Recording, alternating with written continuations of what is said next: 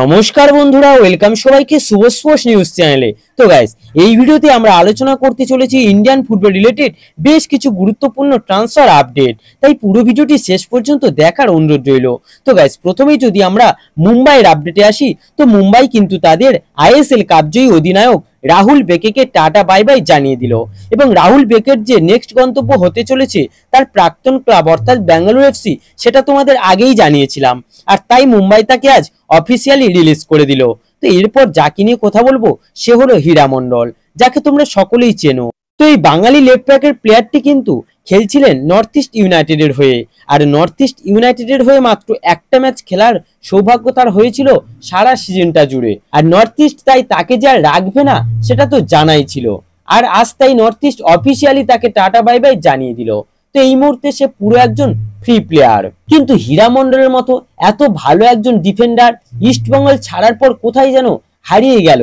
আর হীরা মন্ডলের কথা উঠলে প্রথমেই আমার যেটা মনে পড়ে, বা তোমাদেরও হয়তো অনেকের মনে আছে, একটা ম্যাচে হীরা মন্ডলের নাকে চোট লেগেছিল এবং চোটটা এতটাই গুরুতর ছিল যে নাকটা ফেটেও গিয়ে রক্ত বার হচ্ছিল।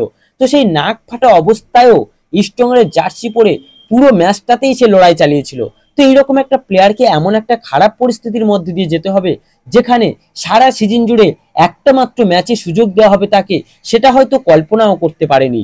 তো যাই হোক, হীরা মন্ডলের কাছে এই মুহূর্তে আই লিগের বেশ কিছু ক্লাবের অফার আছে বলে আপডেট আছে। তো দেখা যাক শেষ পর্যন্ত সে কোন ক্লাবে মুভ করে। তো এরপরে তোমাদের যে বড় আপডেটটা দিতে চলেছি সেটা হলো কার্ল ম্যাকিউকে নিয়ে। তো এই 31 বছর বয়সী আয়ারল্যান্ডের ডিফেন্সিভ মিডফিল্ডের প্লেয়ার কার্ল ম্যাকিউর সঙ্গে কিন্তু ইস্টবেঙ্গলের একটা লিঙ্ক আপের খবর বেরিয়ে আসছে। তো এই কার্ল ম্যাকিউ, যার মার্কেট ভ্যালু 3.6 কোটি টাকা, এই মুহূর্তে সে কিন্তু গোয়ার সঙ্গে চুক্তিবদ্ধ। 2025 সাল পর্যন্ত তার চুক্তি রয়েছে। তাই তাকে নিতে গেলে ইস্টবেঙ্গলকে মোটা একটা ট্রান্সফার ফি দেওয়ার জন্য প্রস্তুত থাকতে হবে। আর ম্যাকিউর পারফরমেন্সের কথা বললে প্রতিটি সিজনে সে অসাধারণ খেলেছে। যেদিন থেকে ইন্ডিয়াতে এসেছে, প্রথমে এটিকেতে, তারপর এটিকে এমবিতে এবং এখন গোয়াতে, অসাধারণ তার পারফরমেন্স।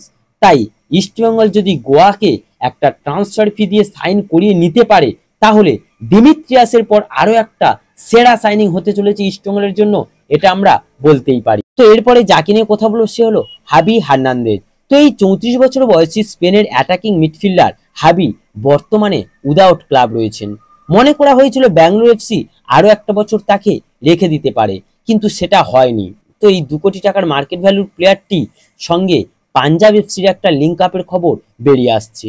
তারা মাদি তালালের মতো একজন প্লেয়ারকে হারিয়েছে, তাই তার পরিবর্তে হাবিকে নিতে চাইছে পাঞ্জাব এফসি। তো আবারও বলছি, এটা কিন্তু একটা জাস্ট রিউমর, কোনো কনফার্ম আপডেট নয়। তাই কনফার্ম আপডেট আসা পর্যন্ত আমাদের হয়তো একটু ওয়েট করতে হবে। তো গাইস, এই ভিডিওতে এই আপডেটগুলি জানানোর ছিল। যদি ভিডিওটি ভালো লেগে থাকে তাহলে অবশ্যই একটা লাইক ও সাবস্ক্রাইব করে দিও।